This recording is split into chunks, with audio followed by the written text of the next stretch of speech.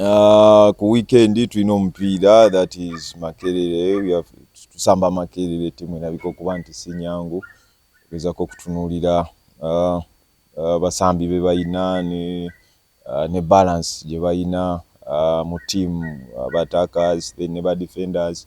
Oyinza okulowooza nti it's a better team, but again yeno team yeno game gye tutunuulidde okuba nti at least tusobola okukomawo ku winning run, because twakagenda games nnya points 2, performance si nnungi, performance tebadde nnungi, and tutunuulidde game eno okuba nti at least tusobola okwezza engulu okukomyawo touch entuufu. Tusamba Uganda Matters okusooka ttiimu njuwa ekitiibwa, tugiwa ekitiibwa nga Makerere ebadde mu liigi ebbanga eriwera, erina abasambi abali mixed, erina abato n'abakulu, ekigifuula nti ttiimu nnungi.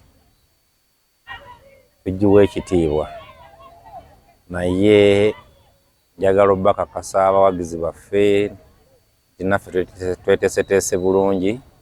Ttiimu yammwe mugimanyi, Makerere mugimanyi, omupiira gwayo gwesamba, era nga twetegese okulaba nga tufuna obubonero busale okuva ku Uganda Matters.